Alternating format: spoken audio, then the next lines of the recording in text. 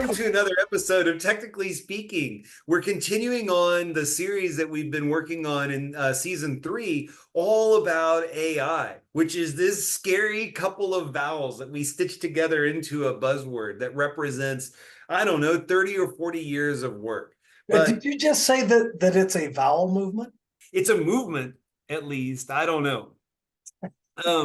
So one of the things that's amazing to me is that we've started to veer off into the world where AI can be used to generate things that we haven't maybe seen before. Things like images that are created from an aggregation of other things, or text. You know, you've heard the stories about college students putting in term papers. And one of the questions that comes up is, how do you detect if AI was used in something? If that tweet that you don't like was something that was produced from, a bot? And these are all very interesting. And so is detecting AI something we need to be really thinking about? And could you share me a little bit of your thoughts on that space, please, sir?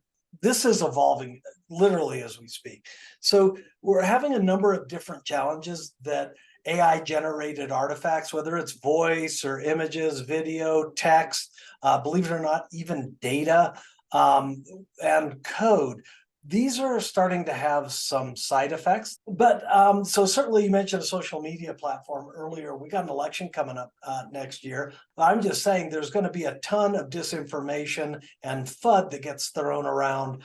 A good portion of that is going to be AI generated, especially speeches or so-and-so said such and such. And it's really going to cloud matters. So it's going to be today, it's kind of incumbent upon the viewer or the reader to try to filter out what's real, what's not real. But the problem is that gap is getting smaller and smaller and smaller.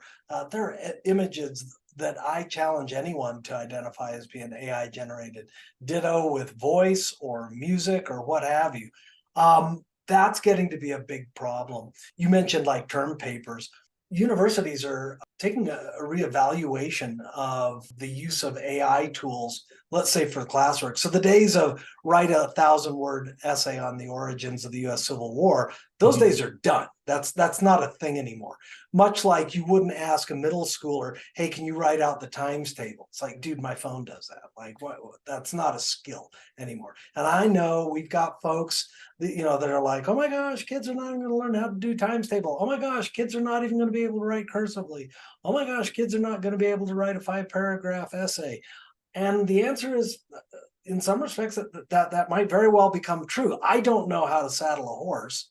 I don't know how to dig coal. I don't know how to reap barley on the U.S. prairies. There's many skills that have also fallen by the wayside. I think this is just a continuation of what we've got there. Hold on, I know how to saddle a horse. Yeah, you're a step Do up it from the left, but okay. You are from Texas, though, so what does that have to do with saddling horses? So no, it's the law there.